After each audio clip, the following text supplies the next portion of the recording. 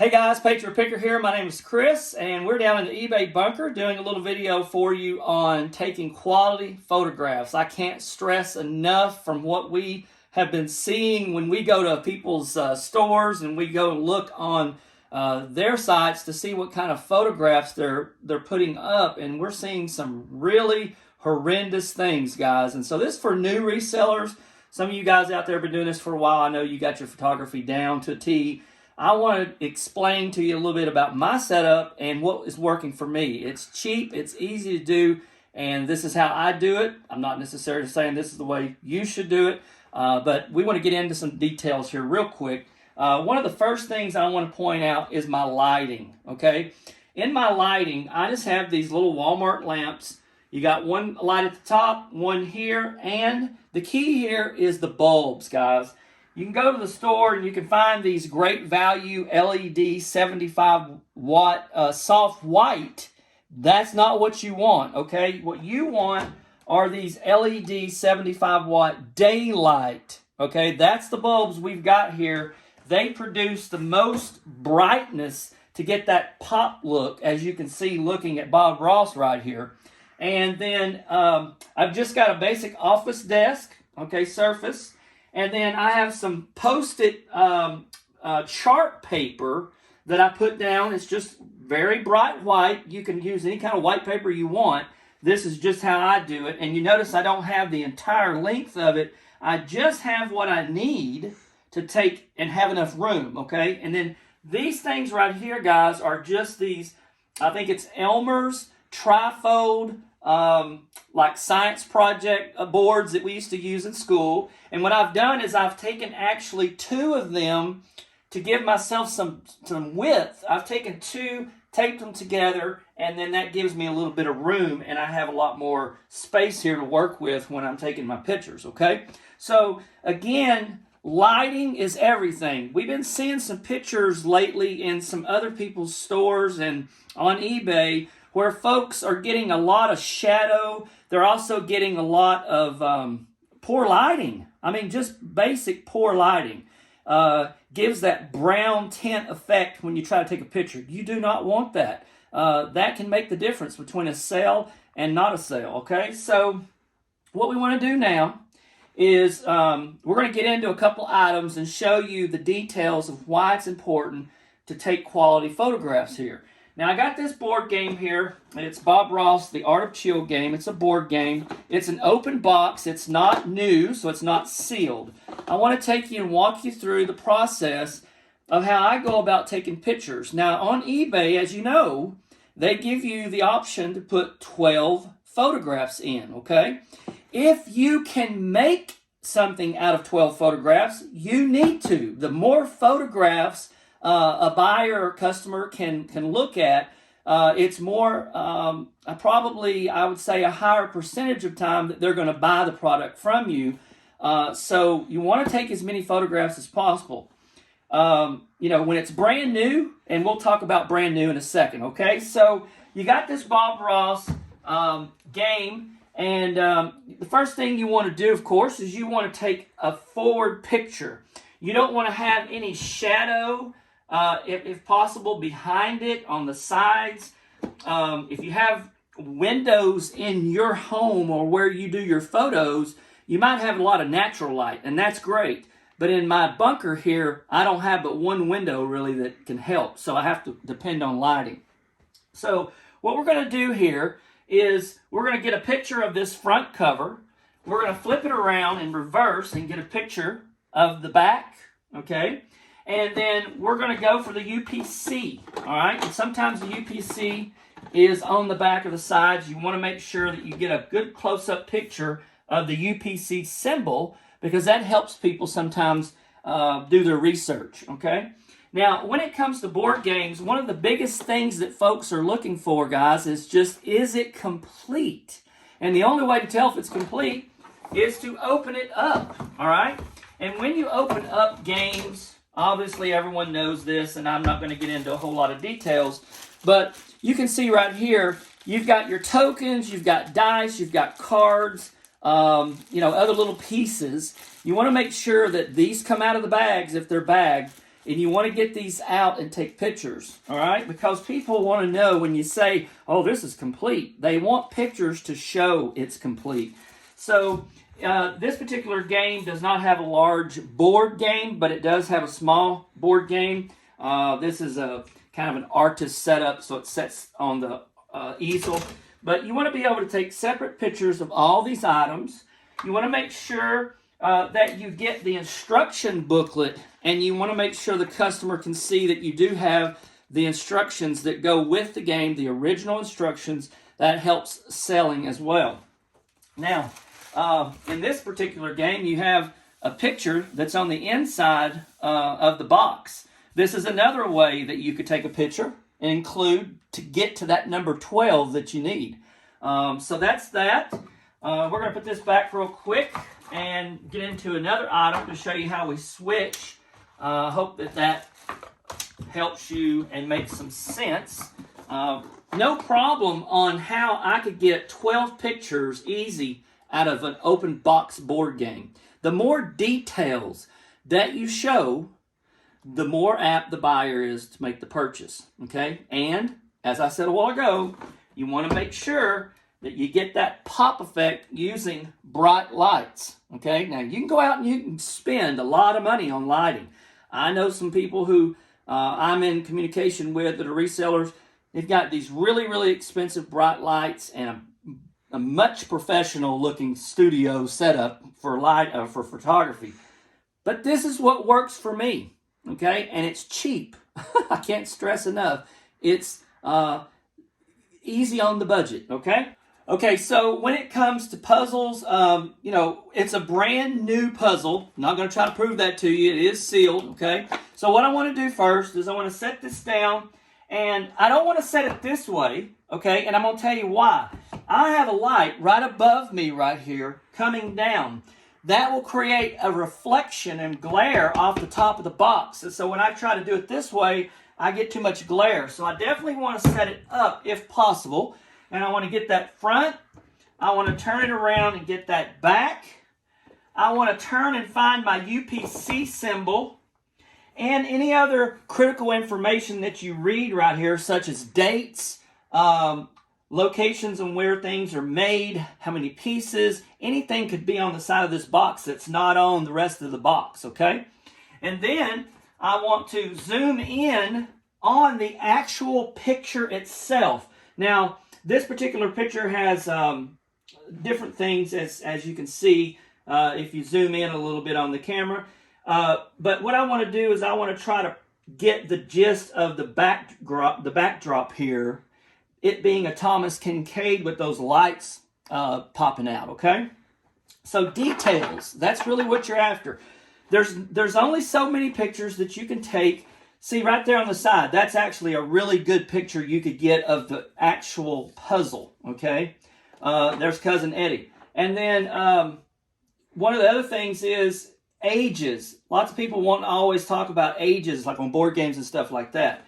So I can easily get 8 pictures out of that box right there. The more pictures, the more apt they are to buy it, guys.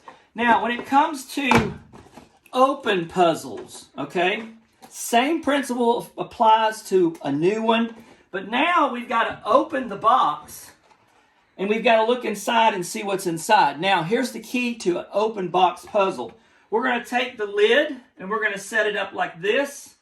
We're going to take the artwork, if it's in there, okay, we're going to put that down, and we're basically going to create a little bit of an art image right there. Now, sometimes you can take it and set it up like this if you want, whichever way you think is best, okay?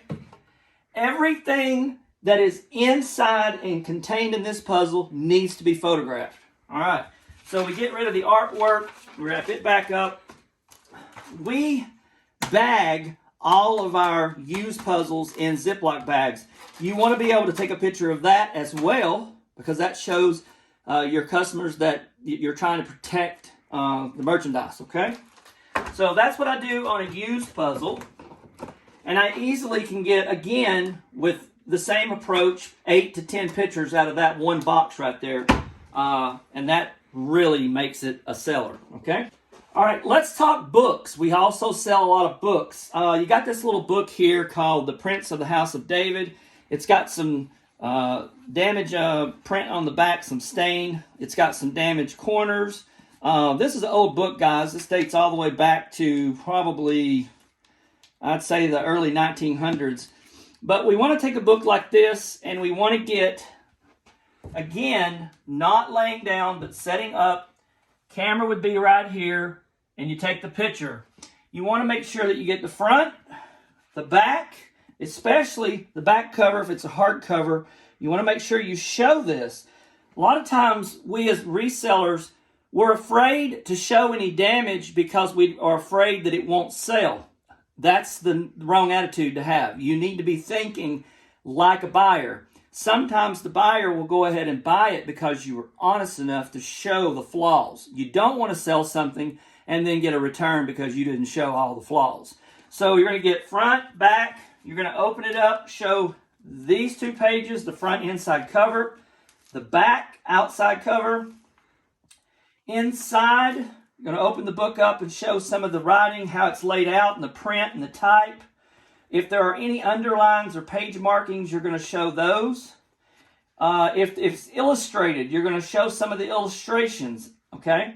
Easy, guys, to get 12 pictures out of a book. Okay, and so another valuable and very critical thing that you want to do with books is make sure you get the copyright and the date, okay? Those are usually found on the front, inside, and you want to get to those pages and get pictures of those. You want to get pictures of the contents, and you want to get pictures of the index if it includes it. A lot of Bible books have indexes, glossaries, and such. It's very important that you include that, especially if you're selling Bibles. You want to make sure that you show that there are maps in the back, that kind of stuff, because those are all critical things to make the sale, okay? So that's how we do books. Now, the next thing we want to talk about is getting into kind of some clothing, hats, shoes, things like that. It all depends on what your setup is and what you can afford. We're going to talk about some things here that help. When it comes to hats, it helps to have a styrofoam head. You can find these in some of your local cosmetology shops, and they sell them for pretty cheap. But you want to have a way to take the hat and put it on the head, because when you take the picture, it gives the person a better feel of what it's going to look like on their head. So you're going to put the hat on the head, okay, on the styrofoam head. You're going to take a front picture sideways, flip it to the opposite side, and in the back, okay? Then you're going to remove it, lay it flat, take a picture, hold it up. You're going to take a picture of this inside sweatband from this angle down. You want to make sure that they can see that it's very clean. And then you want to make sure that you get pictures of the tags that are on the inside, especially sizes and makes of company. This is a 5950 hat, so I definitely show the 5950 on the inside. It's brand new. It has tags. I definitely show all the tags. Easy, guys, to get 12 pictures out of something like this. And you definitely want to get as many as you can. All right. Now, when it comes to shoes, there's a lot of things you can do with shoes. Now, when it comes to shoes, you can make some, improvise. Do a little improvising. Make you a little cardboard stand like this. Put some paper around it. This particular paper is going to be removed soon. It's not bright enough. I need to get some of that white paper instead of some of this lighter color gray. But you're going to use that for a stand. You're going to take your shoes and you're going to use that to be able to reverse the direction on how the shoes are going to be photographed. So you can see here that you've got two different ways that you can see the shoes. And so you're going to take a picture of it like that. Then you're going to switch the shoes around, another picture, and then you're going to remove the stand, and you're going to start getting these at different angles so you can capture things that you can't see in the other image. So you can turn them sideways, you can turn them upside down, you can take pictures of the inside tongue to show the size, what's made of on the inside. you definitely want, on shoes, you want to get as many photographs as you can, because this is an item people are wearing and they're very picky when it comes to their clothing. So you want to be able to include as many pictures as you can there. Okay?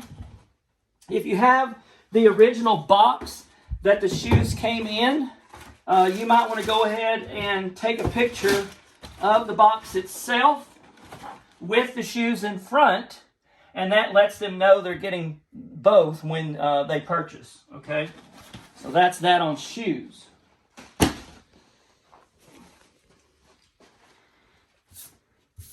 Now we sell a lot of ladies' purses, specifically these Lady Lily Bloom purses. Focus a lot of my sourcing on what we call cross-body type purses. So when it comes to purses, guys, there's no glare usually. So you don't have to worry about top lights glaring. So you can lay them flat. If you wanted to, you could prop them up. It's whatever you want to do. I would probably start here, get a good shot from the front, get a good shot from the back, and then lay it flat to see the bottom, what the bottom's made of. And then where I go next is I just start opening compartments, and I only have two hands like you, so I can't stand here and hope that that does that. That usually does not happen, only on camera for this video. So, you know, it's hard to get it to stand up, is what I'm saying, so that you can see what's down in here. So I usually just take my hands and do like this, hold my camera here, and snap the picture. If my hand is in the picture, that doesn't bother me. Now, some people would say you shouldn't do that. There may be other ways you can get around that, but I haven't learned it yet. This is how I do it. You want to make sure that you open all the zippers, show that all the zippers are there and working. Buckles, straps, anything that's related to how that's going to hang on their arm. This is new, so you want to show the tags. You want to get up close to the name brand. Okay? And then last, which is critical on purses. A lot of people don't do this. A lot of women want to know what the measurements are on purses. So I always take pictures of measurements. So I'll lay that down like that. I'll take a picture from side to side, the measurement. I'll run it this way. Take a picture over it showing how tall it is. And then sometimes on some different style purses, I will actually open it up, stick the measuring tape down inside to get the depth on the inside compartment. But one last thing that a lot of people forget is the measurement of how high this is, or how long this is going to hang from the arm down. So what you can do is you can take your measuring tape, stretch it out, lay it under the purse, and then push it up to the top and take a picture like that. Okay? And that'll show how long the strap is from the shoulder down. Okay? All right. That's that on purses. Again, no reason why you can't get at least 12 pictures out of that. Okay? All right. Now we're to another item of clothing. Shirts, jackets, scrub tops. We do a lot of scrub tops, so I thought I'd use one as an example. This is my handy dandy mannequin, female mannequin named Leia from Star Wars, okay? So what I've done is I have taken my scrub top and I have put it over her, and then what I do is I bring this right over here next to my door. And by the way, I don't know if you can see what we're going to do right here. We're going to bring some lighting into this.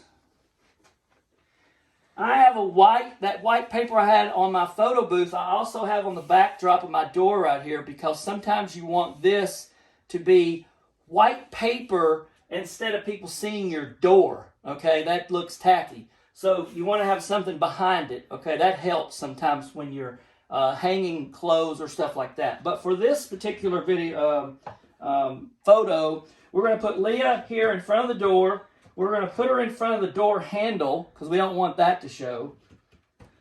And then we're going to take the light and we're going to move it right up close to her. And then what I would do is, and my videographer right now is the one videoing, so she's not going to be able to show you what I do, but I'm going to do my best to tell you. So what I'm going to do is I'm actually going to stand in behind this light, okay? I'm going to take my camera or my phone, which is what I use to take pictures, and I'm going to drop it right here in front, and I'm going to snap that picture from here up. All right, that's how I get that first picture. Then I reverse her around, and I do the same thing. And then once I'm done with those two pictures, I bring the scrub top over to the table. I lay it flat. And from here, I can get better quality photos from the top. And then I can flip it over and get the reverse. And again, this is not an item that will create glare from that top light, so you don't have to worry about that. And then what I want to do here is I want to make sure that I get the tag and the size. I want to zoom in on that, okay? And then the next thing I want to focus on, now you can't see this in the picture probably, but there's actually some thread that's showing here sticking out. If I took a picture of that right now and that thread stuck out like that, the person would zone right in on that and they'd be like, oh my gosh, it's broke, it's tore, it's damaged.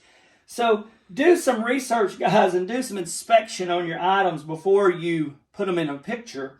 You want to make sure you take some scissors and cut those off, because those are not, it's not damaged, it's just thread, loose thread hanging out. Now you want to go back into measurement mode. You want to get your measurement from your pit to pit, and then you also want to get your measurement from top shoulder to bottom waist. That gives somebody a good idea of how this item's going to fit when they wear it, because all scrub tops are made differently, just like all women's clothes pretty much are made differently. And so, easy way to get 12 photos. I will even, on some scrub tops, the patterns are different. I will even take the camera and take some close-ups of some of the patterns and some of the artwork so they can see a close-up of what it's going to look like when they have it on. So, again, clothes, very easy to get 12 photos. Sometimes if you are with some types of clothing, like, say, blue jeans, there's really nothing on blue jeans except blue. So you're like, okay, I've taken a front picture, I've taken a back picture, I've taken some measurement pictures. What else can I really do? Hey, focus and don't forget on jeans to go on the inside, because sometimes there's tags and things on the inside that you forget are in there that can be vital to the sale. So make sure you look on the inside of pants for that, okay? All right, last part, all right? We're going to focus in on another little trick that I've learned that works for me, might not work for you when it comes to clothing. All right, guys, back with another little trick that I've learned that works well for me. When it comes to large hoodies, jackets, any kind of an item that obviously I only have a female mannequin. I do not have a male mannequin. If I did, I could hang this on a male mannequin and take some good quality pictures. If you have a male mannequin, please, that's what you do. That works for you. I do not, so this is what I do typically for jackets that are too large to lay on my table and me get really good the whole picture of the item in the photo. I can't do that laying on the table there, all right? What I've done is I've got another one of those Elmers poster board trifold deals that we used to use in school. I actually got just the basic, that's the foam one that I use on pictures up there. This is just the basic cardboard one, okay? It's not as bright white. If I were to change up something right now, I probably would go get another one of the foam ones because it's got brighter coloring behind it. But for now, this is what I use.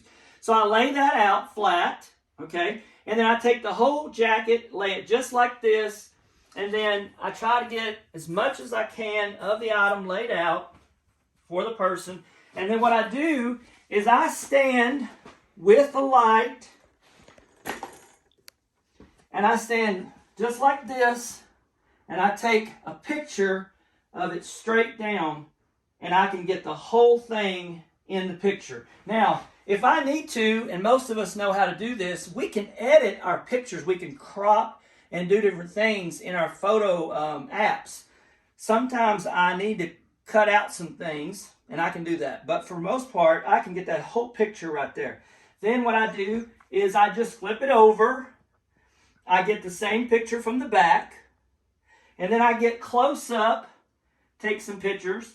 And then what I do, guys, is I lift it from here now, and I can fold this up, and then I can lay it back here, and I can possibly get some different shots closer up with it on the table because it's not laid out completely, okay? Easy, again, when things have logos, sleeve words printed on them, things, you know, this is a volleyball, so it's volleyball on one side, and then, you know, LU at Liberty on one side. You want to get, you know, the tag, the size, and you want to look on the inside to see if there's any other tags. So another critical thing that you want to pay attention to is, you know, in the listings, they're getting more and more detailed of what information they want you to put in when you list something that's clothing, especially. They want to know what it's made out of. And a lot of times you're scratching your head and you're like, I don't know what it's made out of. Well, these tags on the inside help you with that. So take some pictures, pull this information out. This one's 100% polyester, so you could put that in the listing and include that in your description as well, okay? So once again, the luxury of having a good flat surface to lay that down on and get an overhead picture to include the whole item, because you can't do that when it's laid up here on this photo booth, okay? So that's that, and I think that's going to be it for now. You know, guys, really truthfully, everybody out there is probably doing something that works for you, but what I really wanted to focus on tonight with this video is to let you know that there's horrendous pictures that we see. We see pictures, we see folks try to take pictures of items sitting on their couches, you know, sitting on their kitchen table, and there's all kinds of stuff in the background. I mean, I even saw a couple of pictures one time where there were actual people walking by in the back. You don't want to do that. Your item's not going to sell if it doesn't pop and stand out. It's like you walking into a store and the item's displayed a certain way. You want that to stand out. And so focus a lot of your time in how much quality you're getting from your photos. If they're brown, if there's not enough lighting, you need to work harder on getting that lighting. And if you need to go back and take new pictures, that's just something you've got to do. It's part of the job, and this is a job. So taking quality photos is part of the job. So we're going to wrap this one up. I appreciate you, and I hope that you learned something. It's just my way of trying to reach out and help somebody else out there in the reselling world. So this is Patriot Picker. I'm signing out, and we'll catch you guys again on the flip side.